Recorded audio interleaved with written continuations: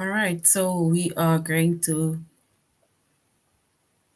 log on to aplusstudents.ca with our username as well as our password.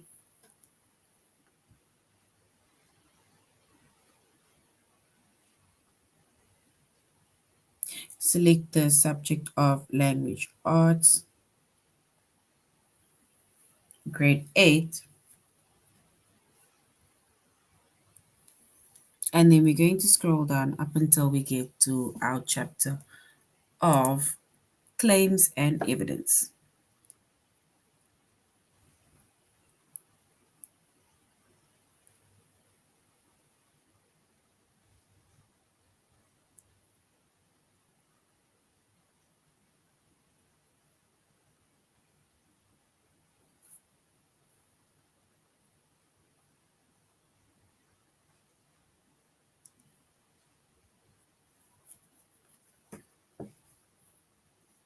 All right, so our chapter is claims and evidence. Our subject is English language arts, grade 8. And the lessons that we are going to be doing or focusing on under the chapter of claims and evidence is to identify supporting details in literary text,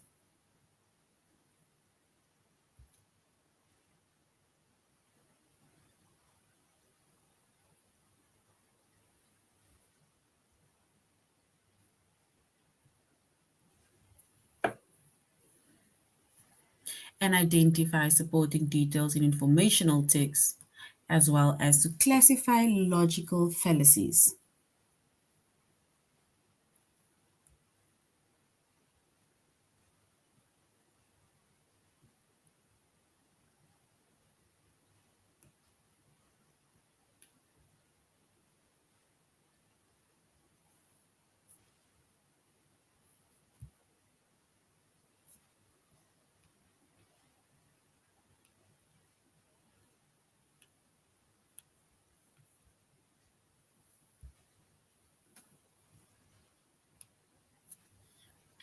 All right.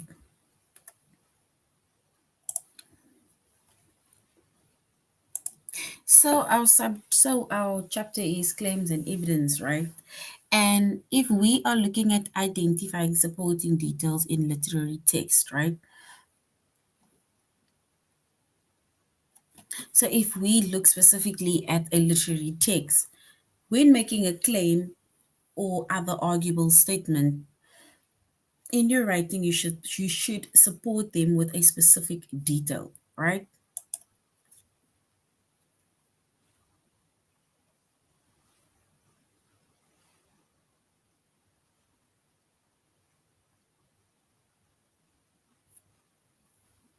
So when we are making claims and other arguable statements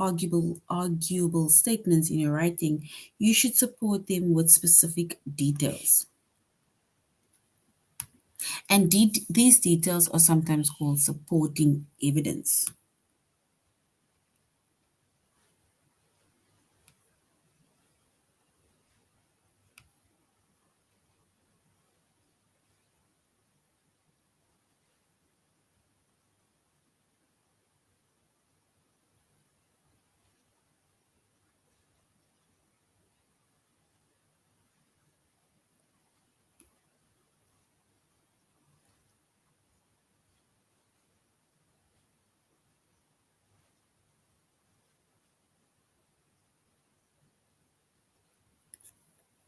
So, for example, in an essay about a fictional story, you might make a claim about a character, right? So, you can then use evidence from the text to support it. For example, if you have your claim, then you maybe say that Patrick was not fearless, rather, he took action despite his fear.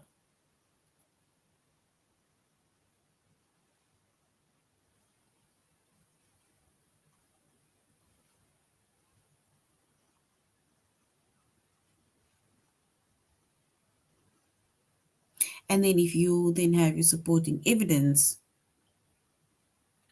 then it means that Patrick bit his nails anxiously and then finally took a deep breath, nodded to himself with determination, and burst into the room. So that is in your supporting evidence.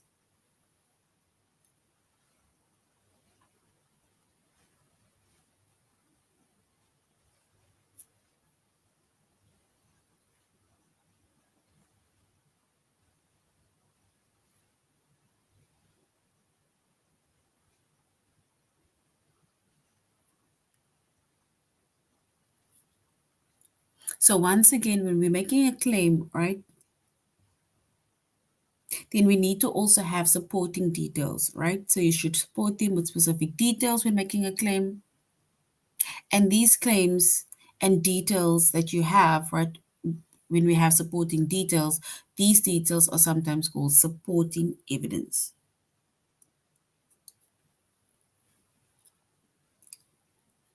And for example, if we show our claim that we have, right?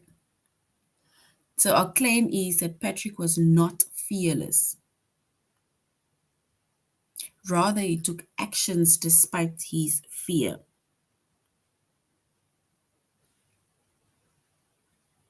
And the supporting details, right? This is now the specific details. And remember that we see that the specific details, right, that you need to also include in your statement, we call them supporting evidence.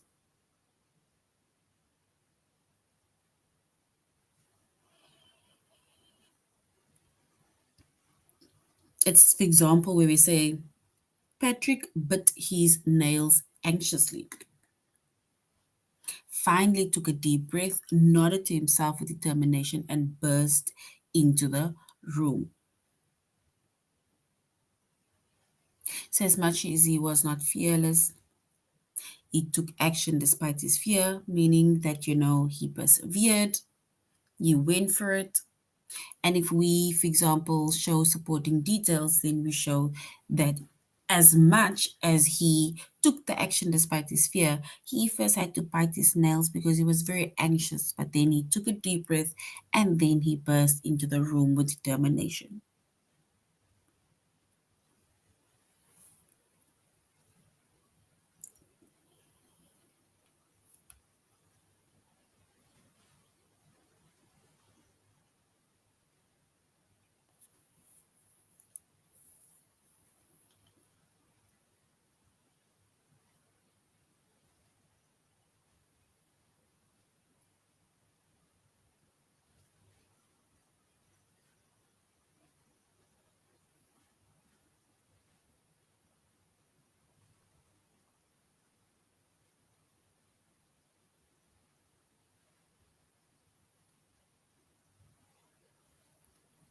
All right. So this is what we mean when we say when you are making a claim, right? Or other arguable statements in your writing, you should then support them with specific details. Once you support them with specific details, we will then be able to get an idea of, for example, how it got to, for example, either the person, going with determination or what the actual claim was really about.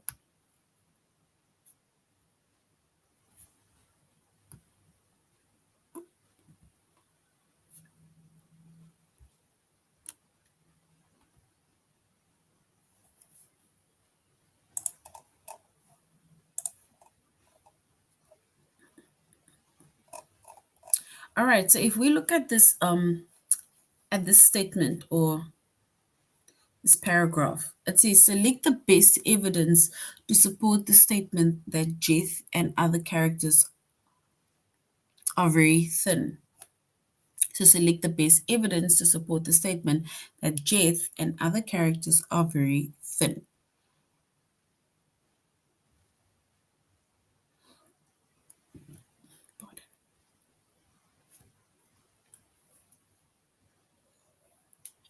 So it says exhaling, Jeff lowered his gaze again. Movement across the way drew his attention to the door, and he saw Lizzie's yellow haired cat stride into the common room, his bushy tail held high like a golden banner. In ironic contrast to the rest of them, Jeth realized how fat Vega was looking for these days. His belly a hairy sachet drooling between his legs. Shaking his head, Jeth returned his focus to Sierra and Milton. If Sa is so great, then how come I got away? Right? So we need to select the best evidence to support the statement that Jeth and other characters are very thin. And if we look at our evidence, it says that the text in bold best supports the statement that Jeth and other characters are very thin.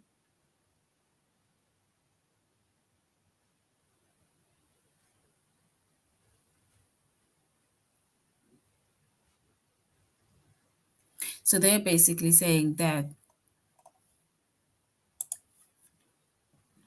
this statement over here that says in ironic contrast to the rest of them, Jeth realized how Vega was looking these days, his belly a hairy sachet drooling between his legs, and that gave them the idea that Jeth and the other characters are very thin.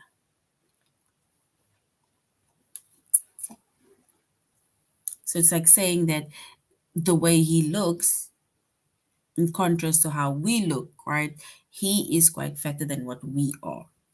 That is actually what he's saying.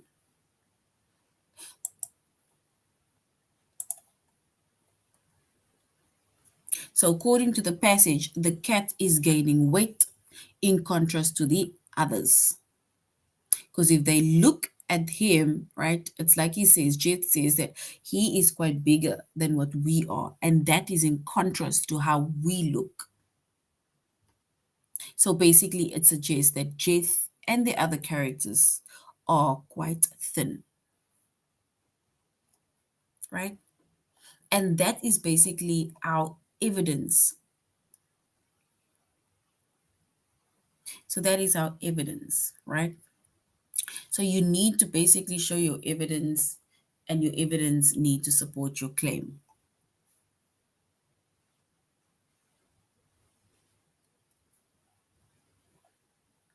right? Okay, let's look at the next one. It says the passage is about a young boy, Carter, replacing a lamp on a ship's mast. Select the best evidence to support the statement that Carter enjoys the task of replacing the lamp. So we're going to read the text first, and then we are going to our best supporting evidence. So it says, as soon as he'd pocketed the old lamp in his rain slicker, he pulled out the new one and fitted it into the fixture, making sure not to let go before he'd tightened it down. Carter had changed plenty of light bulbs before, but never like this. If anything, it was all too easy and over too fast. When he was done, he unwound his safety line and gave a hand signal to Dix's first mate, Joe Kahali, down below. Joe put both hands on the winch at the base of the mast and started cranking Carter back to the desk.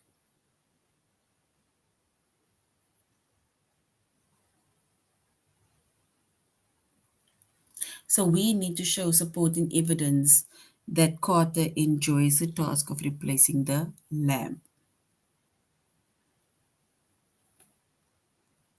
I think if we were to select the statement that shows that he loves replacing the lamp or enjoys it, and then it would be where we say, if anything, it was all too easy and over too fast, right? Especially where he says that it was over too fast because he had enjoyed changing the light bulbs, and for some reason, he wanted to do more of it. But remember, the more you know how to do something, the quicker it goes, right? Because it becomes more easier So, which means that you won't spend as much time either changing something or doing something because you already know how to do it or you are good at that specific thing because you've been doing it for some time, right?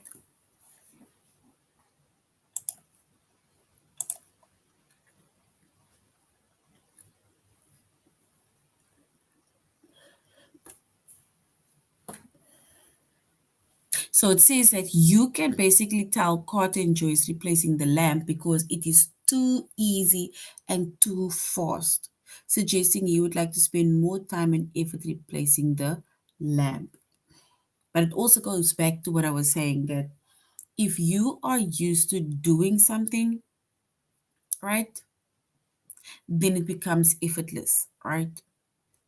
So as much as you love doing that thing, it becomes so easy because you constantly do it.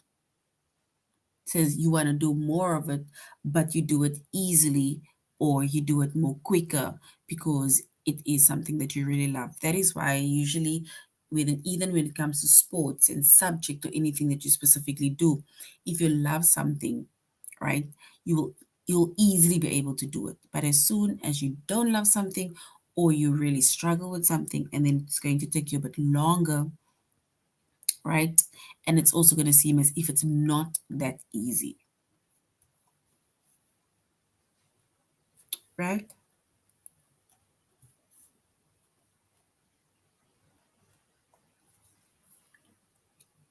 Let's do another one and then we go on to our test. We need to select the best evidence to support the statement that the narrator's house doesn't have running water.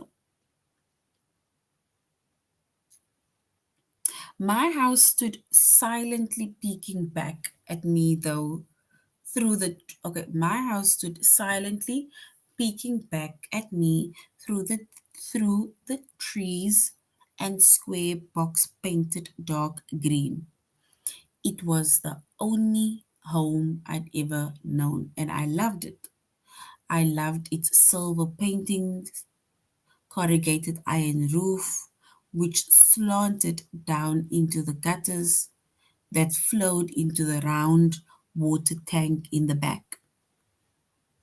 It made nice sounds in the rain. The only water we had was what we caught off the roof, not like Billy's house where they had water pipes from the streets and a bathroom inside the house. Hey, Billy whispered, quickly moving off the trail into the trees. His blonde hair glowed where the sun hit it, but mostly he was in the shade.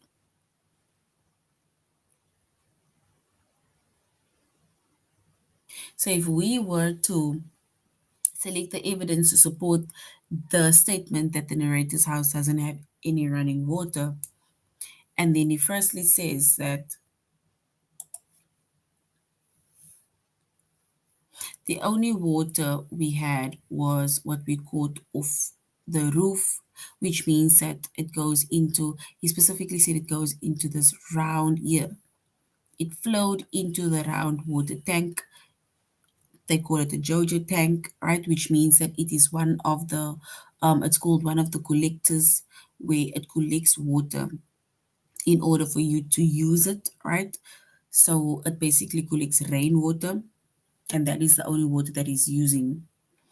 So he says the only water we had was what was caught off the roof. And especially when it says it made a nice sound in the rain, that really means that that specific water that goes into the round water tank is basically water tank that is being collected from the, let's say, water that is being collected from the rain. So the statement that is being made is, or the evidence that we are gathering to support the statement, it's the only water we had was what we caught off the roof, basically the rainwater, into the round water tank, not like Billy's house where they had water pipes from the streets and a bathroom inside the house, right? Which means that compared to him, Billy has let's say, basically running tap water in the house, and they have, let's say, basically a toilet and a bathroom inside of the house, whereas this specific person does not have that.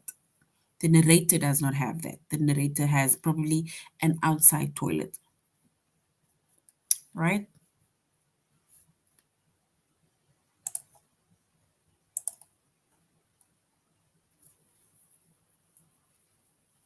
So basically, our evidence, right?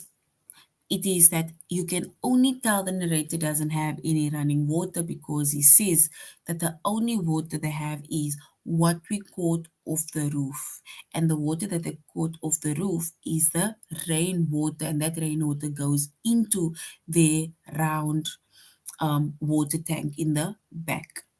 And then he compares it to Billy's house because he says that we caught off the roof, unlike Billy's house, which has water pipes, which means that he, which is the narrator, does not have any water pipes. The only water that they have is the water that they collect or that they caught or catch that comes off the roof, right? All right.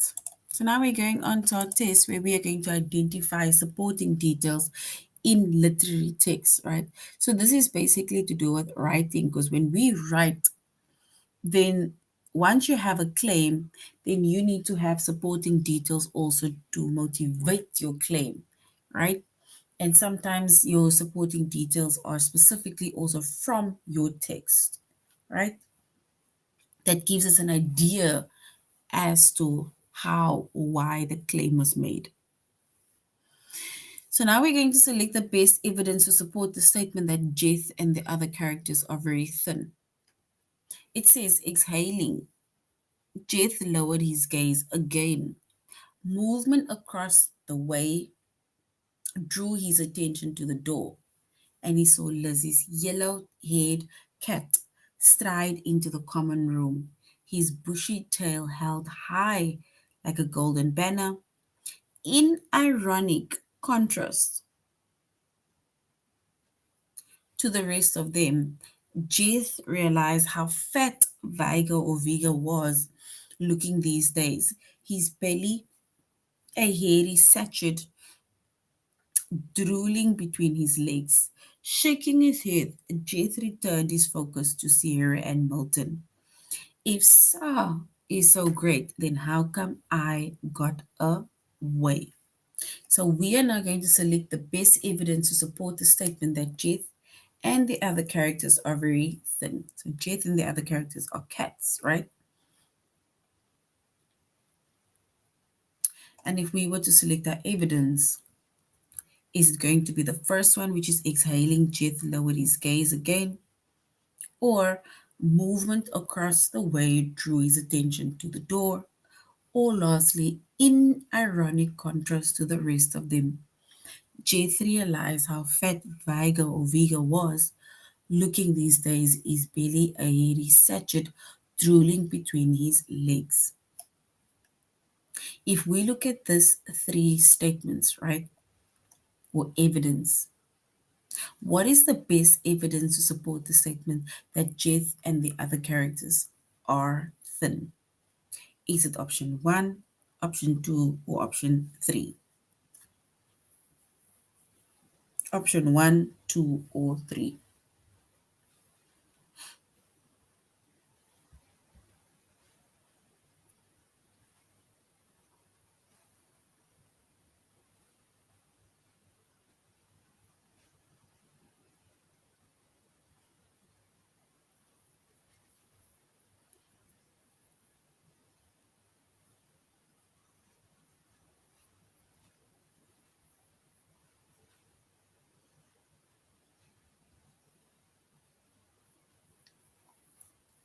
All right, so if we are going to select the best evidence to support the statement that Jeth and the others are thin, then we're going to choose the third one. So option three that says in ironic contrast to the rest of them, Jeth realized how fat Vigo was looking these days. His belly a hairy sachet drooling between his legs, which means that he is basically making some form of contrast between how he looks compared to how Vigo looks. So Jess is realizing that Vigo is quite fatter than all of them. All right, so that is correct.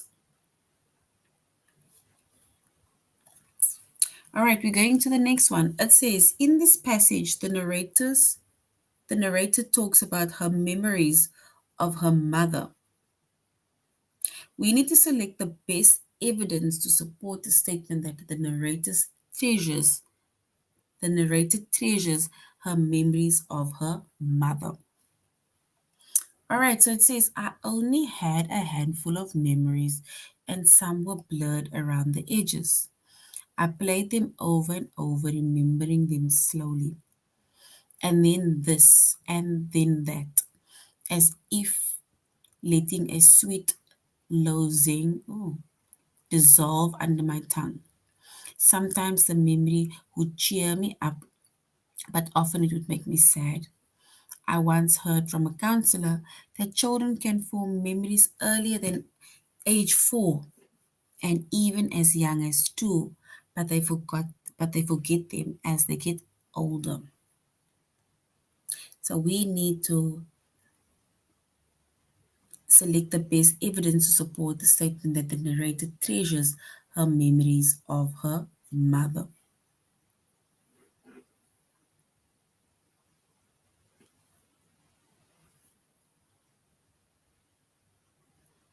All right, so we now need to say, is it now the first option? I only had a handful of memories and some were blurred around the edges. Or is it I played them over and over, remembering them slowly, and then this and then that, as if letting a sweet is it lozenge dissolve under my tongue. It looks like both two, option 2 and option 3 is the same. So we need to now say, select the best evidence to support the statement that the narrator treasures the memories of her mother.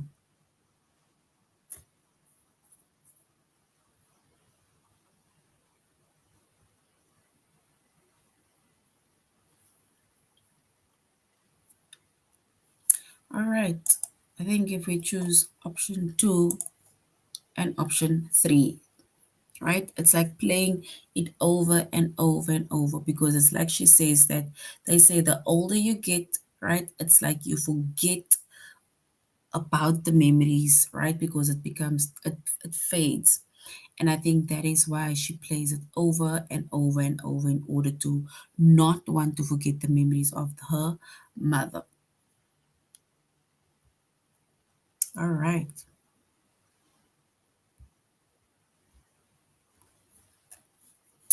We need to select the best evidence to support the statement that Patroclus, he relies on his father to know what to do.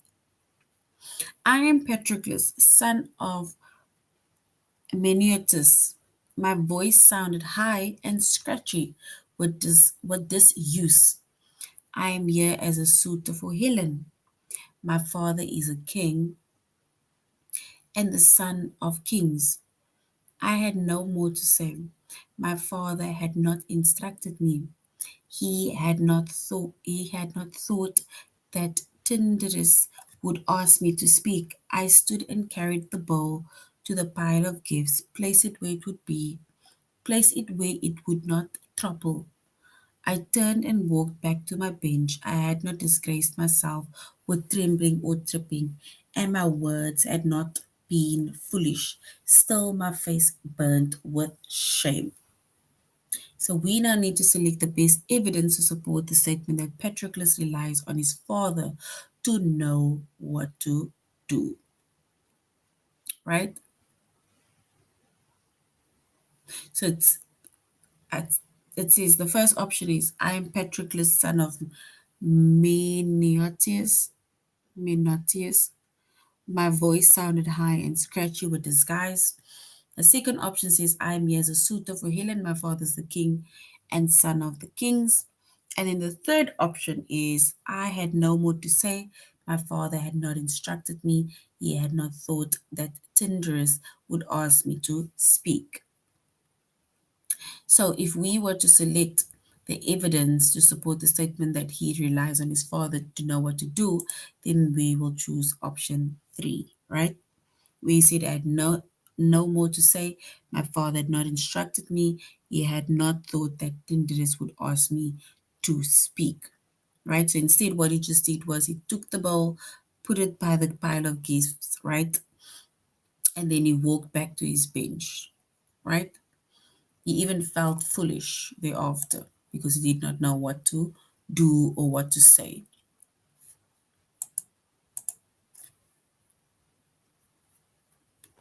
All right. So that is basically identifying supporting details in literary text, right?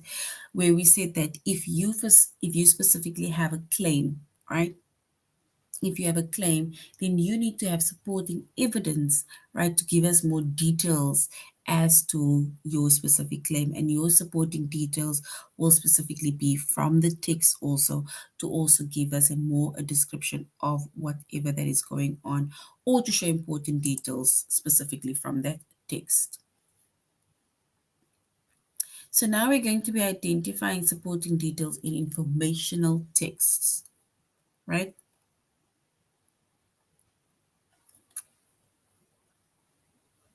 And when making claims or other arguable statements, right, in your writing, you should support them with specific details.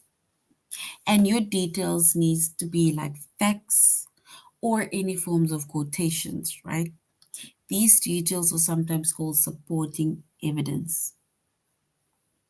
Remember, quotations are also an idea or an indication that you are directly taking it from what the person is saying, or you are directly taking somebody else's words, right? You're not making it into your own. You are specifically taking somebody else's words and you just basically rewriting it. And that is why we have quotation marks. So these details are sometimes called supporting evidence. For example, when writing an essay about the history of the English language, you might support the claim by using a specific fact from a research study. For example, the claim would be, although English is a Germanic language, it has been heavily influenced by Latin. So, although English is a Germanic language, it has been heavily influenced by Latin, right? So, our supporting evidence, right, to support that claim that you specifically made about English being Germanic language, right, but it's more influenced by Latin. Now you basically go back to, let's say, going back to the facts of from your research study, and you specifically say that a 1973 study showed that almost 30% of English words come from Latin. And how do you know that? Because you got your specific facts from a research study, right? And the quotation mark shows that you specifically took it directly from that research study, right? So that is a fact from a research study directly taken from the, not changed into your own words, but the words from that study or the article, right? So that is your supporting evidence to support your claim that English is a Germanic language, but it has been heavily influenced by Latin. So basically, what it means that when you make claims or other arguable statements in your writing, then you should support them with a specific detail, right? You either need to show them or support them with facts, or you need to show and support them with quotations. And these facts, quotations, and stuff, and these details, right? The specific details to support them, we call them supporting evidence. Your supporting evidence will probably be from research studies, will be from articles, right?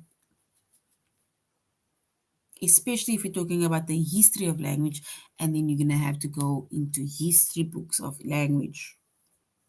going to the archives thereof, right? But you're going to have specific or supporting evidence to support your claim. All right, so now we're going to one of our informational texts. It says the following passage is about scientists who have discovered the remains of four Jamestown, Virginia settlers.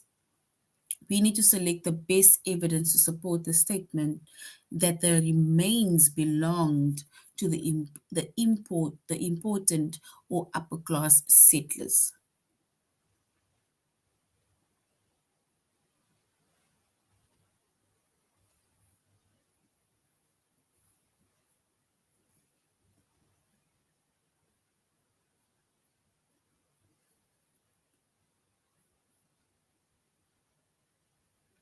All right, it says the church itself was discovered in 2010.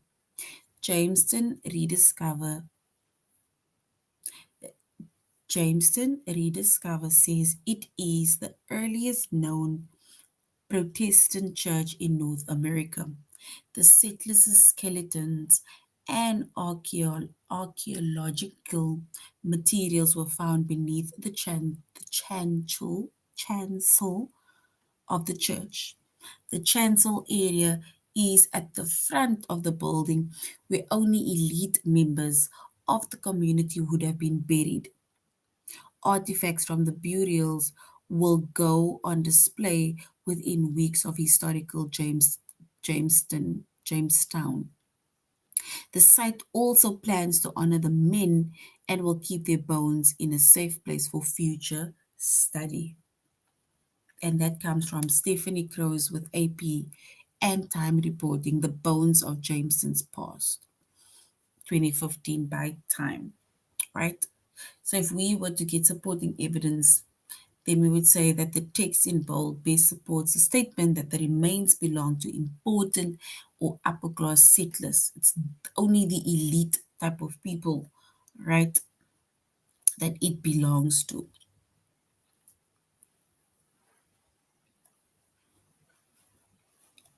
And what basically also stands out is that where it says that the chancel area is at the front of the building where only elite members of the community would have been buried, right? So it's only specific people, not everybody, right? Elite members only could have been buried there at the chancel area in the front building, right? So, which means that according to this passage, the remains were found in an area reserved for only elite members of the community. And we specifically said that it is an area in the front building of that specific community, right, where these elite members have been buried. So, which means that the remains must belong to important settlers. Specifically, the word elite, right? So the word elite members, right, of the community, right, that gives us an idea that the remains must have belonged to important settlers, right?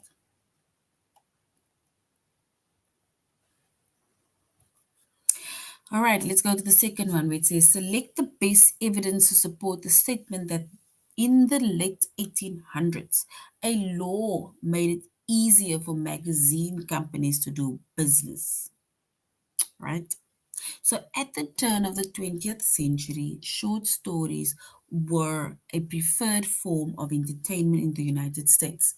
This was a boom time for magazine publishing, owing in part to developments in offset printing technology as well as to the Postal Act of 1879, which had granted magazines discounted mailing rates. Publications such as Ladies' Home Journals, the Saturday Evening Post, and the Delineator,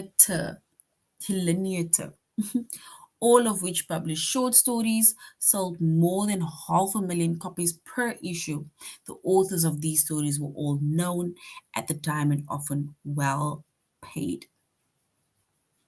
right? So we need to select the best evidence to support the statement that in the late 1800s, a law made it easier for magazine companies to do business, right?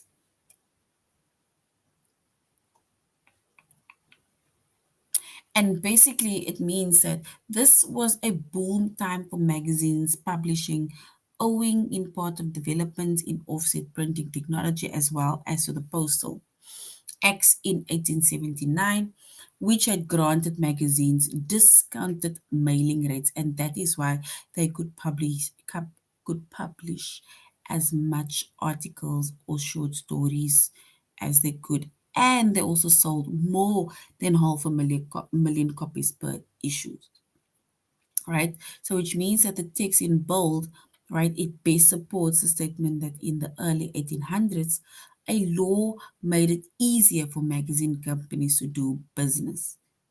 And even financially, the business was booming, right? So which means that according to the passage, the law was called the Postal Act of 1879, and they gave magazines discounted mailing rates, and that made it much more easier for publishing companies to mail their magazines to customers, right? And this contributed to a boom time for magazine publishing businesses, and that is why they could sell more than half a million copies per issue, right? Authors were also well known at that time, and the authors were paid very well, right?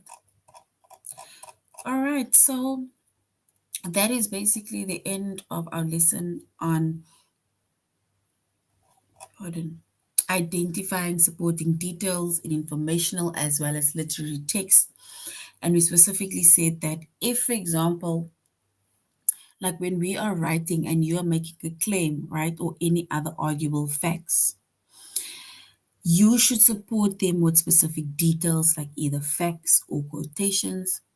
And these details we call supporting details. So whenever you make a claim, right, then you need to have supporting details to support that specific claim, either by doing research about it or specifically extracting it from the article, right?